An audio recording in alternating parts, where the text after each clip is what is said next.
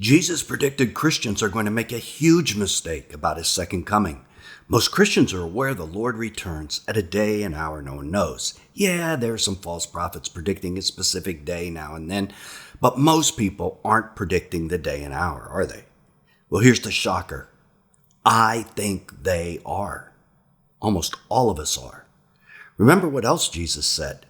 For this reason, you must be ready, because the Son of Man will come at an hour you do not expect. Matthew 24:44. Here Jesus is saying that most Christians in the final generation will be expecting his return at a certain time. And it won't be the right time. Now, expect is the word that catches me off guard here and has always made me wonder. It's a Greek word, doeho, and it means to have an opinion about something, to think something, or to suppose. Are Christians really expecting Jesus' return at a specific time? Jesus says they are, and their opinion is wrong.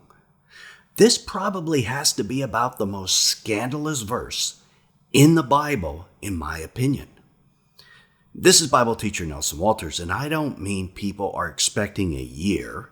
Right now, 2030 is the most popular choice. Unless you're living under a rock, you probably have heard about the YouTube movie Messiah 2030, which was released this year to amazing reviews and views. Over 1 million people have watched it to date.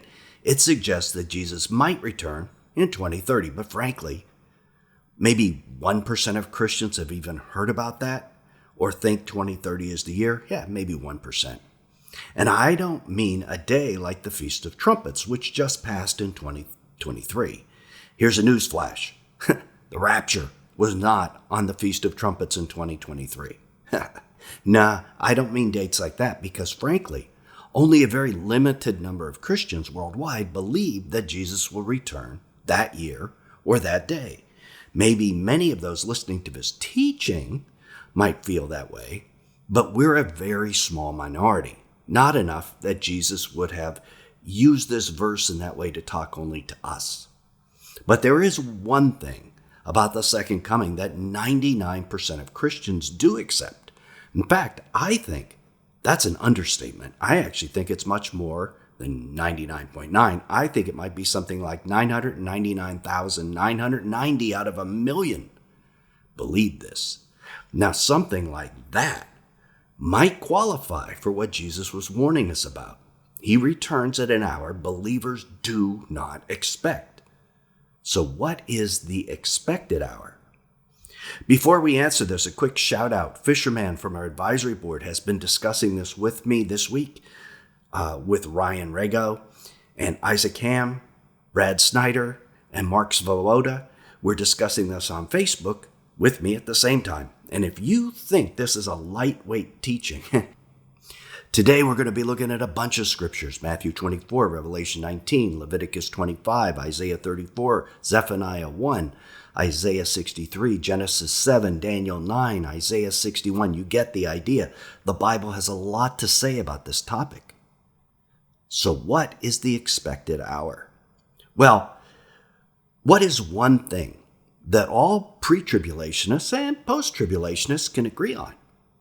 That would probably be the answer. That's probably what Jesus was talking about. What is it? Something we've been taught, from the pulpit, Bible schools, seminaries. In fact, it's almost certainly something that you believe. And what is that? It's that the second coming comes at the end of the Great Tribulation. Almost all Christians are expecting Jesus to return on the last day, right? He even says that. However, that is not what the Bible teaches.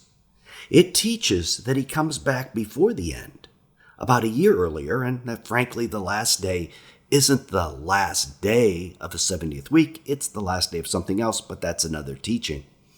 Now, if he came back earlier, that would catch everyone off guard, wouldn't it? Jesus would come at an hour no one expects and catch them off guard. In fact, that's what Jesus teaches in Matthew 24 in the verse right before this. He teaches that if the head of the house had only known at what hour the thief was coming, he would have been watching and stayed awake. But instead, Jesus is expecting many of us to be asleep because of this very issue. Okay, stop right there, Nelson. How can you be saying this? Are you expecting everyone is wrong about their end time scenario? And yes, that actually is what Jesus says. He says it in Matthew 24:44. It's what the Bible teaches, and we're going to show you why everyone is wrong and how they're wrong in this teaching. You can imagine the biblical scenario is kind of like World War II. Okay, so let's imagine it that way, where the Allied armies invaded on D-Day. In spiritual terms, the end times are analogous to this. Jesus and his angel armies invade the earth to take it back on the day of the Lord. But D-Day didn't end World War II, did it? No, it took about a year longer to finally put down Hitler and his Axis allies. In the same way, we're proposing that the Bible teaches it takes about a year for Jesus to defeat Satan and his allies. Look what the prophet Isaiah says in Isaiah 34:8. For the Lord has a day of vengeance, a year of recompense for the cause of Zion. So there is a day when the invasion happens, a day of vengeance, the day of the Lord. But the payback for all Satan did to Zion takes about a year to complete. It's a war, not a momentary battle. You might say, hey, whoa, wait a minute. In Revelation 19, Jesus leaves heaven on a white horse with the saints on white horses and defeats the Antichrist and the false prophet at Armageddon. Are you saying that takes a year? No, we're not. That is the very end of the war. Please notice in Revelation 19:13, Jesus' robes are already dipped in blood. He's been fighting for Zion prior to Armageddon. This is a very key point. Armageddon is the end, not the beginning. What we're saying is the timeline looks more like this, that there is a day of vengeance when Jesus and his angels appear in glory and every eye sees him. The prophet Isaiah calls this the day of vengeance. He then tells us there is a year between that day and when Satan and the Antichrist are defeated at Armageddon, that Jesus is giving them payback for a full year. Isaiah supports this timeline in 2 other verses. And in total, these 3 verses tell us what Jesus is doing during that 1-year period. Let's look at Isaiah 63, 3-4, because this also answers where Jesus stained his robes. Jesus is speaking now. I have trodden the winepress alone, and from the peoples no one was with me. I trod them in my anger and trampled them in my wrath. Their lifeblood splattered on my garments and stained my apparel. That's where his robes got stained. For the day of vengeance was in my heart, and my year of redemption had come. So Jesus stained his garments on the day of vengeance. And in this verse, we learn that there's a whole year period after that day as well. A year of redemption. So it is a year of retribution or payback and a year of redemption. Who is Jesus redeeming in that year? The unsaved houses of Israel and Judah, of course. The 3rd verse in Isaiah is one you probably know. Jesus quoted this passage at the beginning of his ministry. Isaiah 61, 1-2 says, The Spirit of the Lord is upon me, because the Lord has anointed me to bring good news to the poor. He has sent me to bind up the brokenhearted, to proclaim liberty to the captives, to proclaim the year of the Lord's favor, and the day of vengeance of our God, to comfort all who mourn. There it is, day of vengeance and a year that follows. This time, it's a year of favor. Who is favored during this year? Why? It's the believers in Jesus who are caught up to the throne of God. The Hebrew word translated favor is ratzon. It also means acceptable. Some translations call it the acceptable year of the Lord. You might have one that says that.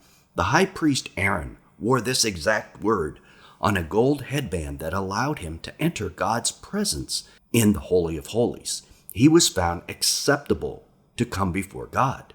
In the same way, believers will be made acceptable before the throne of God for this 1 year period.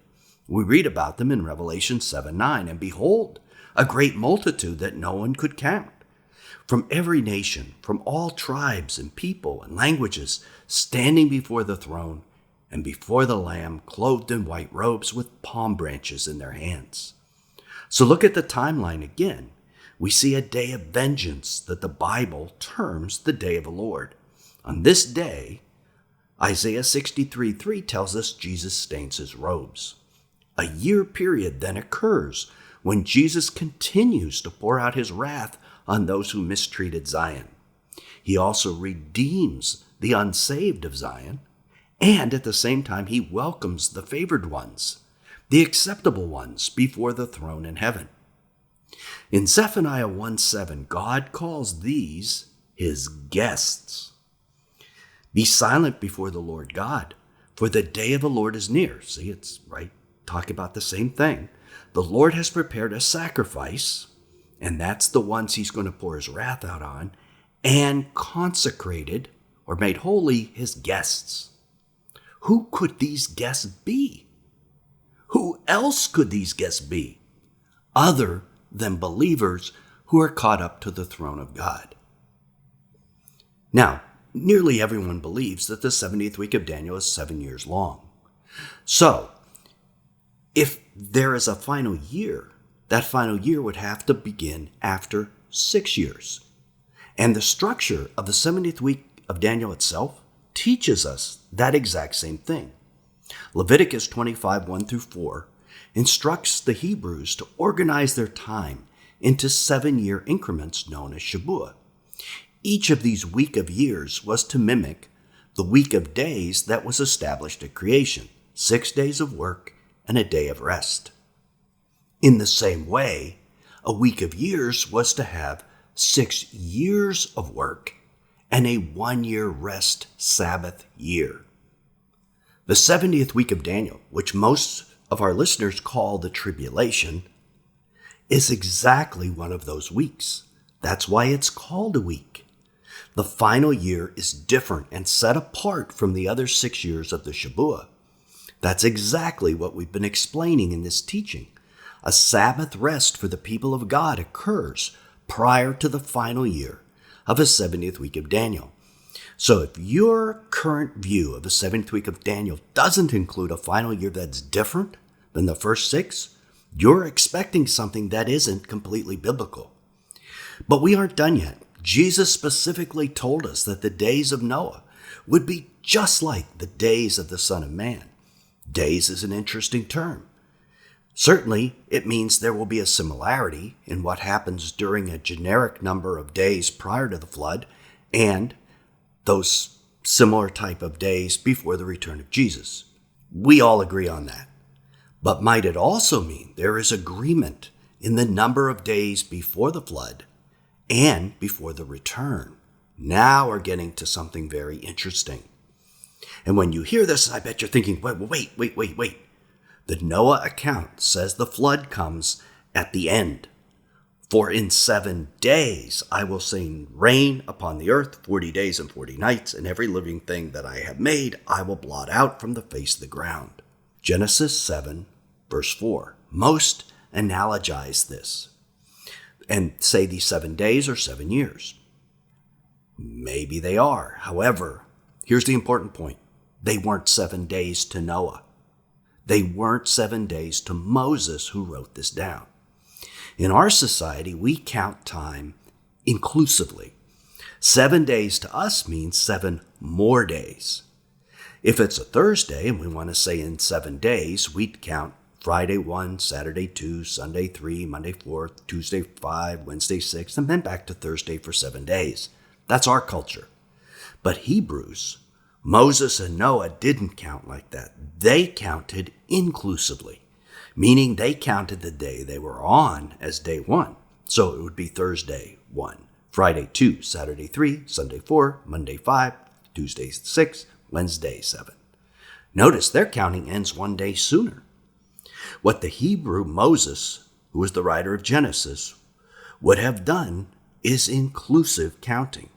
He told us that God said the flood would come in 6 days, not 7, based on how you and I count time today. And if the days equaled years, well, again, we have the day of the Lord coming at the end of the 6th day of the tribulation, not at the very end. But there is even a greater clue in the Noah account. Noah entered the ark on the 17th day of the 2nd month and left the ark 1 year and 10 days later on the 27th day of the 2nd month. This was the original wrath of God. So if the days of Noah are just like the days of the Son of Man, will the future wrath of God also equal this amount? 1 year and 10 days. Aha, you say, I caught you, Nelson. This whole video you've been saying 1 year. Now you say 1 year, 10 days. This isn't the same thing. Well, actually, once every 49 years, it can be the same. Every 50th year was to be a Jubilee year. But instead of beginning on Rosh Hashanah, also known as the Feast of Trumpet, that year, the Jubilee year, began on Yom Kippur as per Leviticus 25, 8 through 9. Thus, the last year before a Jubilee would be 1 year long, plus those extra 10 days, since it's 10 days between Rosh Hashanah and Yom Kippur. This just can't be a coincidence. The Feast of Trumpets, Rosh Hashanah, is the most likely date for the rapture on the day of the Lord, according to most Christians, and Yom Kippur is the most likely date for Jesus returning on a white horse with the saints to fight Armageddon. And here we have evidence that supports those Hebrew dates for both things. Let's add them to the timeline. Do you realize that the 70 weeks in Daniel are actually sets of these jubilees or jubilee cycles? At the end of every 7 of these weeks of years comes a jubilee. Thus, at the very end of the 70 weeks, at the end of the 70th week of Daniel, there would be a jubilee. This is exactly what we're talking about here in this teaching. This is just one more piece of evidence, biblical evidence, that this is the correct timing. Are you also aware that Jesus returns in Matthew 24 after the 6th seal of Revelation? The darkening of the sun, moon, and stars in Matthew 24:29 is exactly parallel to the darkening of the sun, moon, and stars at the 6th seal. So Jesus returns after 6 years and after the 6th seal. Interesting. Now, you may have been tracking with me throughout this entire video, but what I just said may have thrown you for a loop. Most of you are thinking, wait. Jesus said that he returns to fight Armageddon at the end. We did say that. Well, isn't that what Matthew 24:29 through 31 is all about? When Jesus comes on the clouds? Aha, no. Here is that final unexpected point. Matthew 24 and Revelation 19 are different events. Matthew 24 is the rapture and the second coming. Revelation 19 is Armageddon, but not the second coming, because Jesus has already come at that point. Click right here to keep watching and discover that there are 10 reasons that Matthew 24 and Revelation 19 are separate events, that the rapture is separated from Armageddon by 1 year and 10 days. Till then, this is Nelson, and I'll see you there.